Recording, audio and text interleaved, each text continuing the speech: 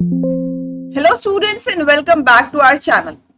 आज हम जानेंगे सीआरपीसी का जो इंटायर प्रोसेस है, right from giving of information to the police officer और magistrate till the very end. क्या ये प्रोसेस है? ताकि अगर आप इस बेसिक प्रोसेस को समझ जाएंगे तो आपको सीआरपीसी पढ़ना बहुत इजी होने वाला है। तो चलिए स्टार्ट करते हैं। देखिए, सबसे पहले अगर आपके पास कोई भी ऑफेंस के होने की इंफॉर्मेशन आती है, ठीक है, या अगर आप किसी ऑफेंस के होने की इंफॉर्मेशन देना चाहते हैं तो आपके पास दो रास्ते हैं। या तो आप वो इंफॉर्मेशन पुलिस ऑफिसर के पास जाके दे सकते हैं या डायरेक्टली मैजिस्ट्रेट के पास भी जाकर दे सकते हैं। अगर आप पुलिस ऑफिसर के पास नॉन कॉग्निजेबल ऑफेंस की इंफॉर्मेशन देते हैं, नॉन कॉग्निजेबल ऑफेंसेस कौन से होते हैं? जिसमें पुलिस ऑफिसर के पास ये पावर नहीं होती कि वो मैजिस्ट्रेट के ऑर्डर के बिना ना तो वो अरेस्ट कर सकता है और ना ही कोई इन्वेस्टिगेशन कर सकता है। तो सबसे पहली चीज, अगर पुलिस ऑफिसर के पास नॉन कॉग्निजेबल ऑफेंस की इंफॉर्मेशन आती है तो वो एंटर करता है एनसीआर के अंदर में, ठीक है, और ये इंफॉर्मेशन सीधे उठाकर दे देता है मैजिस्ट्रेट को। ये इंफॉर्मेशन जाके सीधे मैजिस्ट्रेट को देता है, फिर उसके ऑर्डर्स के अकॉर्डिंग वो आगे प्रोसीड कर सकता है।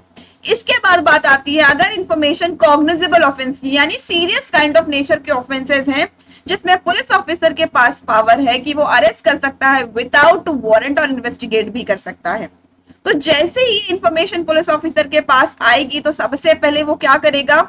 उसको नोट डाउन करेगा, जिसको हम कहते हैं एफआईआर, ठीक है, एफआईआर के फॉर्म में नोट डाउन करेगा और ये इंफॉर्मेशन सीधे उठाकर जो है वो मैजिस्ट्रेट को देगा।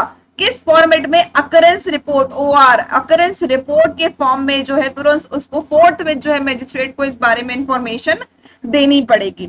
अब इसके बाद जैसे कि आपको पता है कि उसके पास पावर है कि वो खुद इन्वेस्टिगेट कर सकता है, तो वही विटनेसेस को बुलाना, उनको एग्जामिन करना और डे टू डे की जितनी भी रिपोर्ट है वो सब कुछ पुलिस डायरी में एंटर करना। और इसी बीच में जो है अरेस्ट वगैरह का भी प्रोसेस आता है। अगर लगता है कोई सस्पेक्टेड पर्सन मिलता है तो उसको अरेस्ट करना, ये पूरी प्रोसेस इसके अंदर में चलेगी, ठीक है।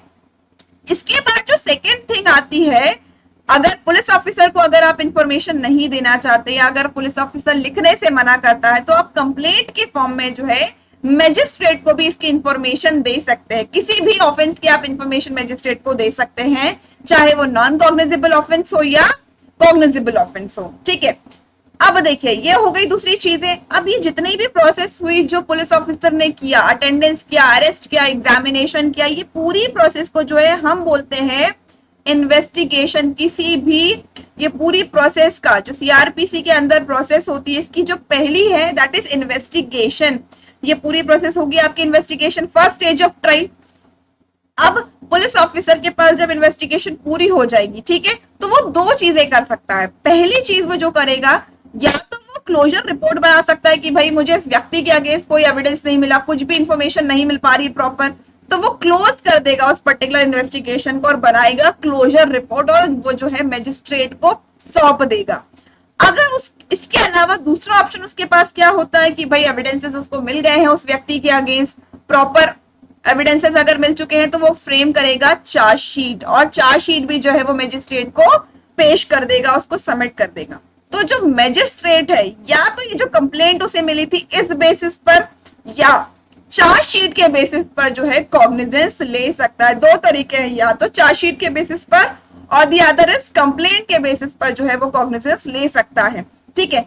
इसके अलावा भी मैं आपको बताना चाहूंगी कॉग्निजेंस लेने के टोटल एक्चुअली तीन तरीके होते हैं। First is the complaint, second is the police report and the third is suo motu, यानी कि खुद भी अगर उसको कोई इंफॉर्मेशन मिलती है, उसके नॉलेज में आती है तो खुद भी वो कॉग्निजेंस ले सकता है। कॉग्निजेंस लेने का मतलब होता है संज्ञान में लेना, यानी कि जुडिशियल कैपेसिटी में उसने उस ऑफेंस की जो है इंफॉर्मेशन नोटिस में ले ली है। अब इसके बाद जो देखिए, चार्जशीट फ्रेम होने से लेकर, ये हो गया आपका इन्वेस्टिगेशन ऊपर का पोर्शन कंप्लीट। चार्जशीट फ्रेम होने से लेकर चार्ज फ्रेमिंग तक का जो प्रोसेस होता है इसको हम बोलते हैं इंक्वायरी। देखिए, अब जैसे मजिस्ट्रेट ने कॉग्निजेंस ले लिया, वो करेगा इशू ऑफ प्रोसेस, यानी कि समन्स वगैरह इशू करना, वारंट इशू करना, ये होता है बेसिकली इशू ऑफ प्रोसेस।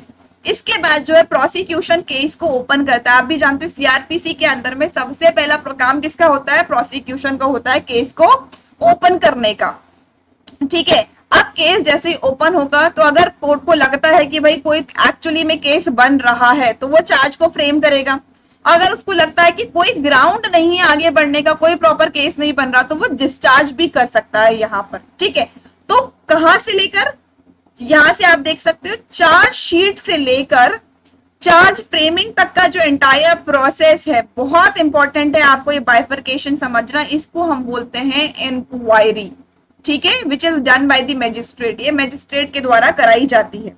अब चार्ज फ्रेमिंग वाला जो पार्ट है ये ट्रांजिशन फेस होता है बेसिकली, जहां से अब शुरू होने वाली है आपका ट्रायल का पूरा प्रोसेस। पूरा ट्रायल चलेगा जिसमें कि प्ली ऑफ गिल्ट पूछा जाएगा सामने वाले व्यक्ति से, जो भी अक्यूज्ड है, क्या आप गिल्टी प्लीड करते हैं।